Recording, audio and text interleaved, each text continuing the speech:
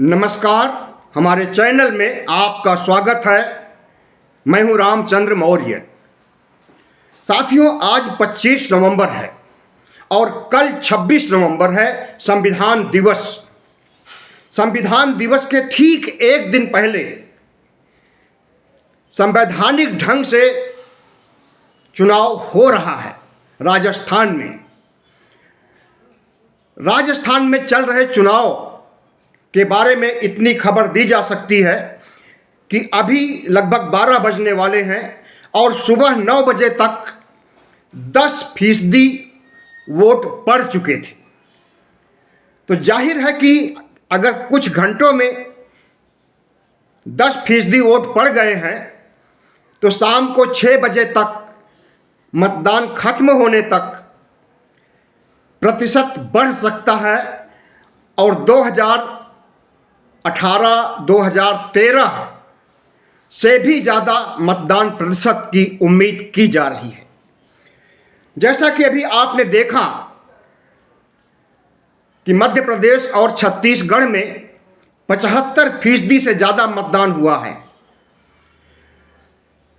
इसका मतलब है कि मतदाता भारी संख्या में निकल रहे हैं और ऐसा तभी होता है जब किसी एक पार्टी को हराना या जिताना होता है या सत्तारूढ़ पार्टी को जिताना होता है, तब निकलते हैं भारी संख्या में लोग मतदान करने के लिए। या फिर सत्तारूढ़ पार्टी की एंटी इनकम्बेंसी, महंगाई, तमाम समस्याओं से जनता दो चार हुई रहती है, जनता असंतुष्ट रहती है, तब विपक्ष को जिताने के लिए भारी मतदान करती है। अभी तक यह निश्चित नहीं हो पाया है कि किसका पलड़ा भारी है राजस्थान में, और यह लगभग एक हफ्ते से निश्चित नहीं हो पा रहा। हालांकि सर्वे एजेंसियां लंबे समय से सर्वे का डिटेल देती रही हैं, सर्वे की रिपोर्ट पेश करती रही हैं। उसमें शुरू में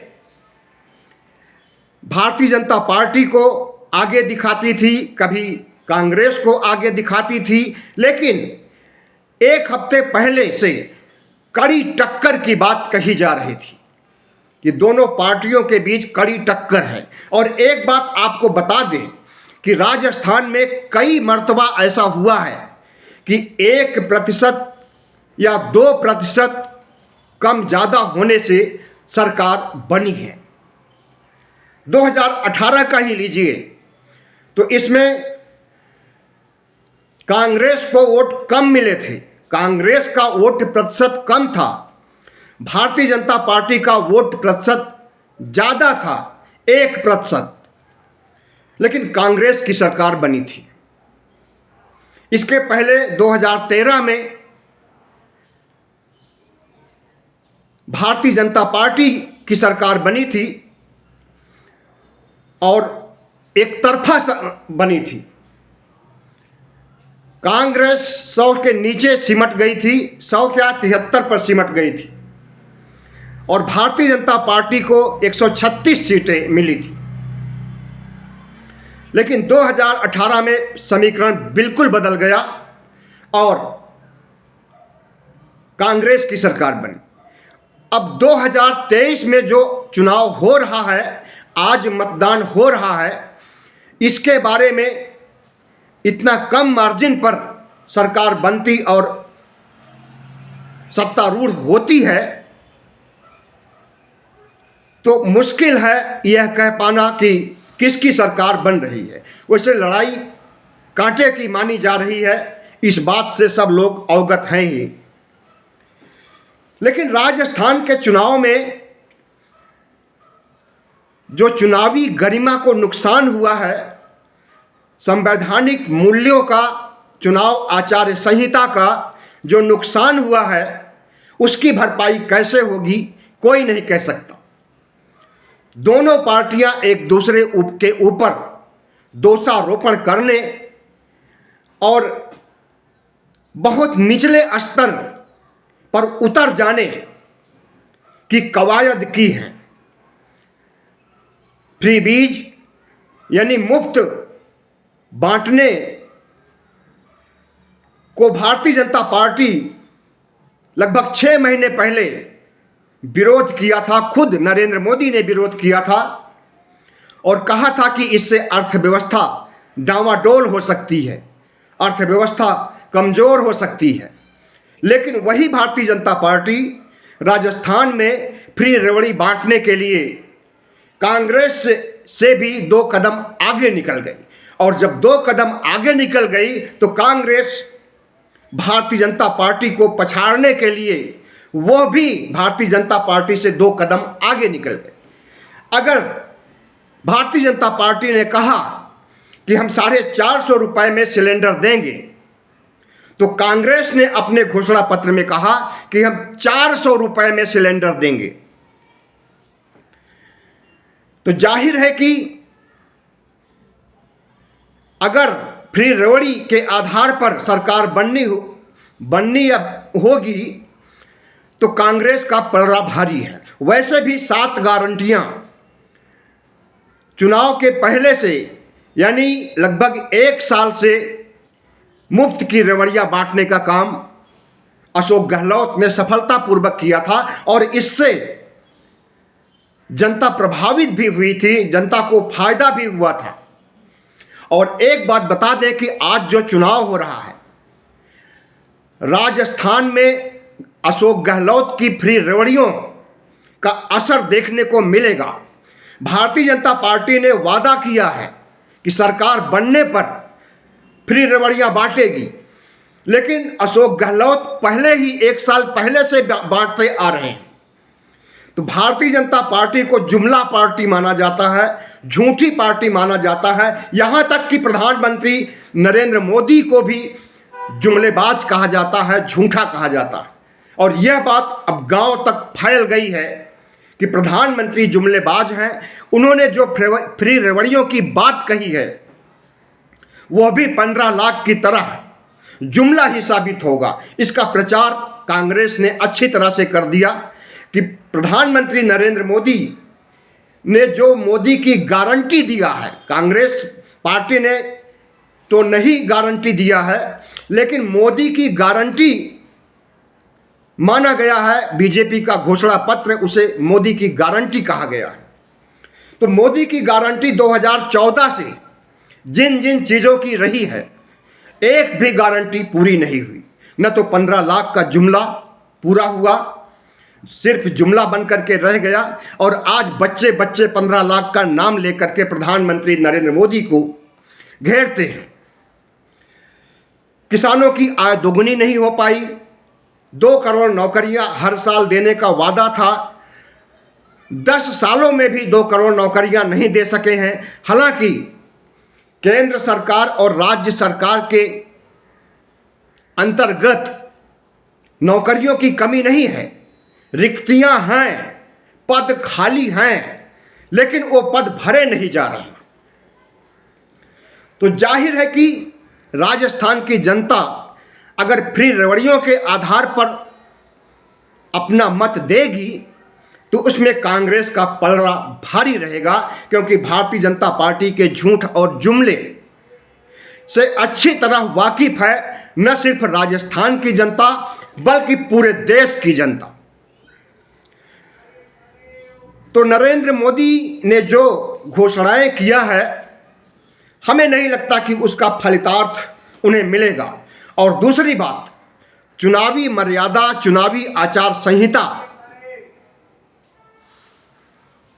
का उल्लंघन जिस ढंग से भारतीय जनता पार्टी ने सिर्फ राजस्थान के चुनाव में ही नहीं, जितने भी चुनाव होते हैं हर जगह चुनाव आचार संहिता की धज्जियां भारतीय जनता पार्टी उड़ाती है।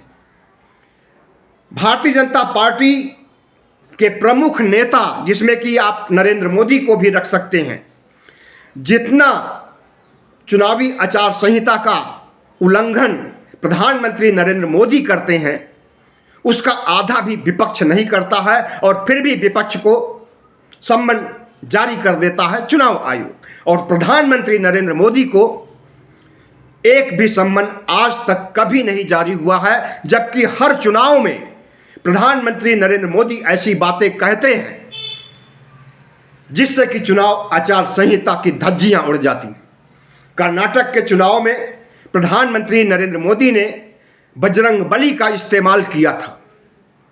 कर्नाटक की जनता से को रैलियों में दोनों हाथ उठा करके बजरंग बली की जयकारा खुद प्रधानमंत्री ने किया और कर्नाटक की जनता ने उनका साथ दिया था जयकारे में। और यहां तक कहा प्रधानमंत्री नरेंद्र मोदी ने कि जब ईवीएम की बटन दबाइए तो बोलो बजरंग बली की जय का नारा भी साथ में लगाइए। कुछ वैसा ही राजस्थान में हुआ है और कर्नाटक में हुआ क्या, उसका रिजल्ट आपने देख लिया कि इनका धार्मिक ध्रुवीकरण काम नहीं आया, इनके बजरंग बली काम नहीं आए। ठीक उसी तरह से राजस्थान में प्रधानमंत्री नरेंद्र मोदी ने जिस तरह से राहुल गांधी को मूर्खों का सरदार कहा है, इससे राजस्थान की जनता क्रुद्ध है, आक्रोशित है। ठीक इसी तरह से बंगाल के चुनाव में दीदी ओ दीदी कह करके प्रधानमंत्री नरेंद्र मोदी ने ममता के पक्ष में प्रचार कर दिया था और महिलाओं का एक मुश्त वोट ममता दीदी को मिला था। वही भूल इन्होंने कर्नाटक में किया और वही भूल राजस्थान में किए हैं। तो कर्नाटक में ने सुना दिया अपना फैसला और राजस्थान आज अपना फैसला सुना रहा है, ईवीएम में अपने मत को रख रहा है, बटन दबा रहा है ईवीएम की। अब 3 तारीख को पता चलेगा कि प्रधानमंत्री की हेट स्पीच और कांग्रेस का गर्दन दबाने की बात कह करके कांग्रेस को फांसी देने की बात प्रधानमंत्री नरेंद्र मोदी ने राजस्थान के चुनाव में कही है। अब देखिए, दीदी ओ दीदी की तरह फांसी देने की बात, मूर्खों का सरदार कहने की बात भारतीय जनता पार्टी को जिताती है या कांग्रेस को जिताती है, यह तो 3 दिसंबर को ही पता चलेगा। लेकिन अमित शाह भी प्रधानमंत्री नरेंद्र मोदी से पीछे नहीं रहे और इतना कुछ हुआ, मूर्खों का सरदार भी कहा, कांग्रेसियों का गला दबाने की बात भी कहा कि अगर आप ईवीएम का बटन दबा रहे हैं तो यह समझ करके इतना जोर से दबाइए कि यह समझिए कि आप कांग्रेसी का गला दबा रहे हैं। यह बात प्रधानमंत्री ने कही थी और उनके खिलाफ चुनाव आयोग ने कोई सम्मन नहीं जारी किया, न तो मूर्खों के सरदार के बयान पर और न फांसी देने के बयान पर। राहुल गांधी ने पनौती शब्द क्या कह दिया, जबकि राहुल गांधी ने नाम लेकर के प्रधानमंत्री का कहा भी नहीं। उसके बावजूद चुनाव आयोग ने उन्हें सम्मन पकड़ा दिया है। तो चुनाव आयोग का सौतेला व्यवहार 2023 के विधानसभा चुनाव में देखने को मिल गया है। अब यही चुनाव आयोग, यही चुनाव आयुक्त 2024 के लोकसभा चुनाव में भी रहेंगे। न तो चुनाव आयोग बदलेगा, न चुनाव आयुक्त बदलेंगे। तो वहां पर भी हमें लगता है कि इसी तरह का सौतेला व्यवहार किया जाएगा। प्रधानमंत्री हेट स्पीच के बाद दूसरी हेट स्पीच, तीसरी और चौथी हेट स्पीच देते रहेंगे। ईडी, सीबीआई, आईटी का दुरुपयोग करते रहेंगे विपक्ष के खिलाफ, लेकिन उन्हें कतई नहीं सम्मन भेजा जाएगा। तो चुनाव आयोग एक स्वायत्त संस्थान है। चुनाव आयोग के सामने राहुल गांधी और प्रधानमंत्री नरेंद्र मोदी का समान वजूद है। लेकिन इस सिद्धांत को आज चुनाव आयोग नहीं मान रहा है, क्योंकि चुनाव आयुक्त प्रधानमंत्री की मर्जी से नियुक्त किया गया है रातों रात, और उनकी नियुक्ति पर भी किसी और ने नहीं, किसी नेता ने नहीं, कांग्रेस पार्टी ने नहीं, विपक्ष ने नहीं, इंडिया ने नहीं, सुप्रीम कोर्ट ने कहा है कि गलत ढंग से चुनाव आयुक्त की नियुक्ति की गई है। रातों रात चुनाव आयुक्त बनाया गया है, उधर से इस्तीफा लिया जाता है और इधर चुनाव आयुक्त बना दिया जाता है। 24 घंटे के अंदर इस पर सुप्रीम कोर्ट ने आवाज उठाई थी, लेकिन उस समय किसी ने नहीं ध्यान दिया। और आज वही चुनाव आयुक्त जिस ढंग से उसकी नियुक्ति हुई है, क्या उसे रबर स्टाम्प माना जाए? क्या उसे कठपुतली चुनाव आयुक्त माना जाए?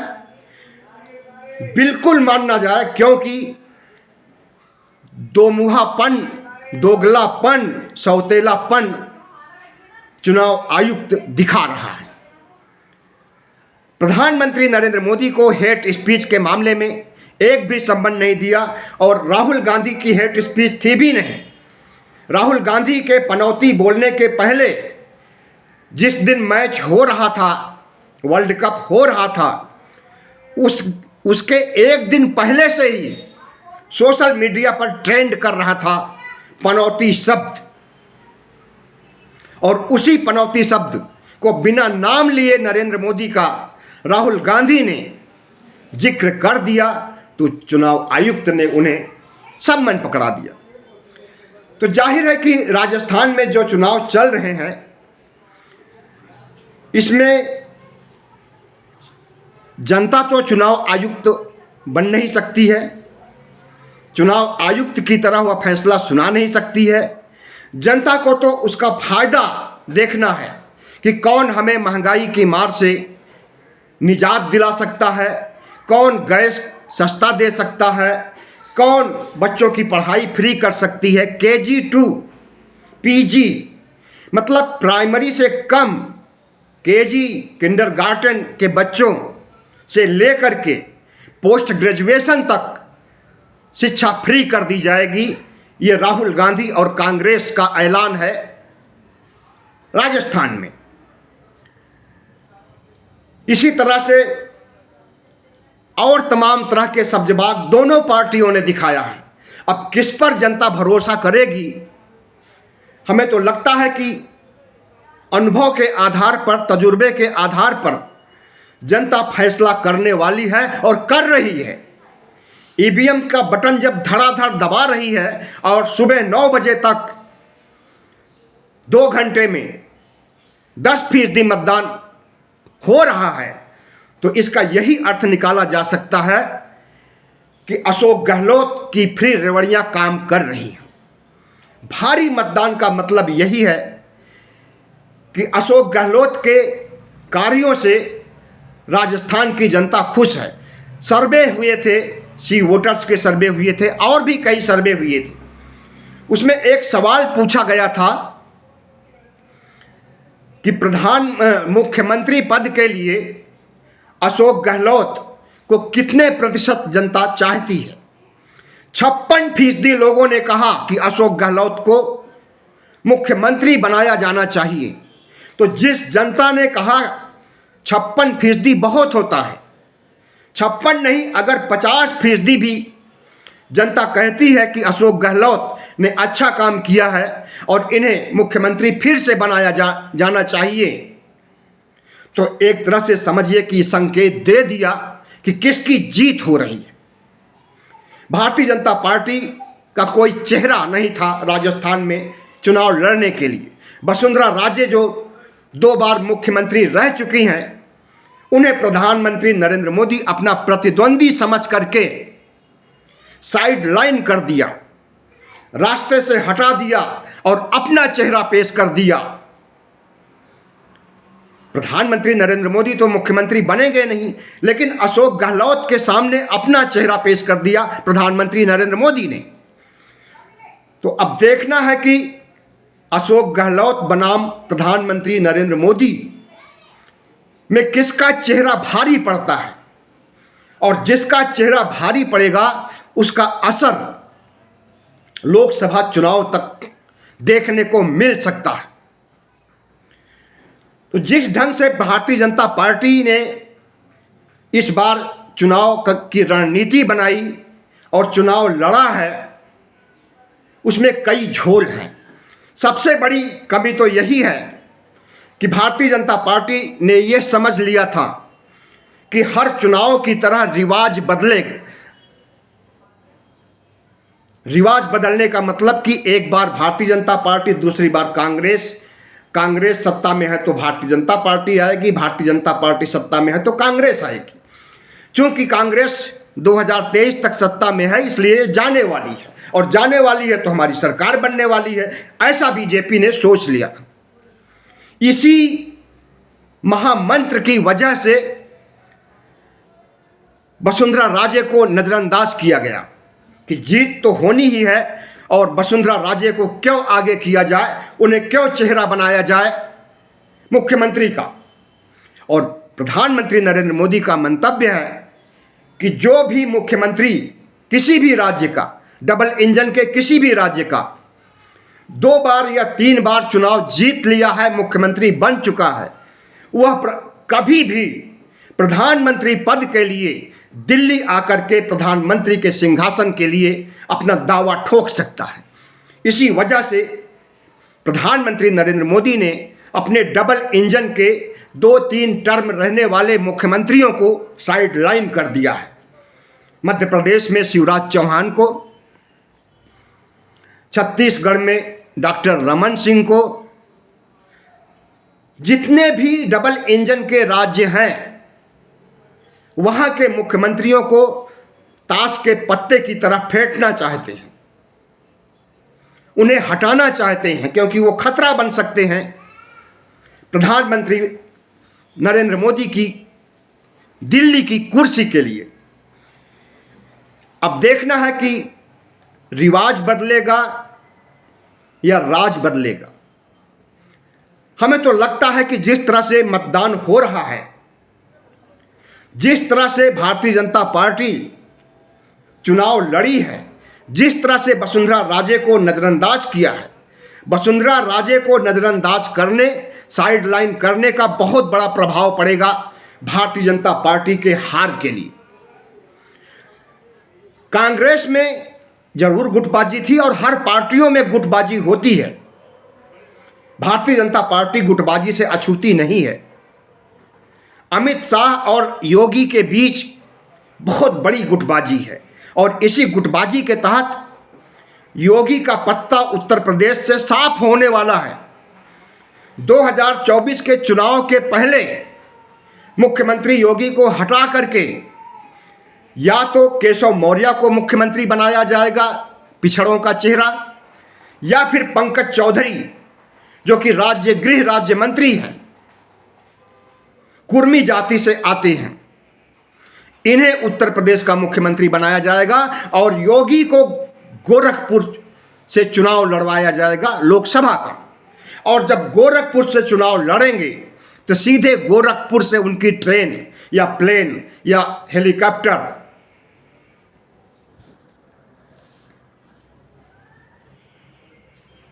दिल्ली आएगा। लखनऊ में योगी का कोई योगदान नहीं रह जाएगा। तो राजस्थान के चुनाव से हमें लगता है कि शाम तक निपट जाएगा। और अभी तो ओपिनियन पोल हुए हैं, लेकिन एग्जिट पोल अगर होता भी है तो वो 3 दिसंबर को ही पता चलेगा, क्योंकि अभी तेलंगाना का चुनाव बाकी है, 30 नवंबर को है। इसलिए एग्जिट पोल अगर होता है तो उसका रिपोर्ट या उसे प्रकाशित करने या प्रसारित करने टीवी चैनलों में का अधिकार नहीं दिया है चुनाव आयोग ने। इसलिए 3 दिसंबर का इंतजार है कि राजस्थान का चुनावी ऊंट किस करवट बैठेगा। बहुत बहुत धन्यवाद। हमारे चैनल को सब्सक्राइब कीजिएगा, लाइक कीजिएगा और शेयर कीजिएगा।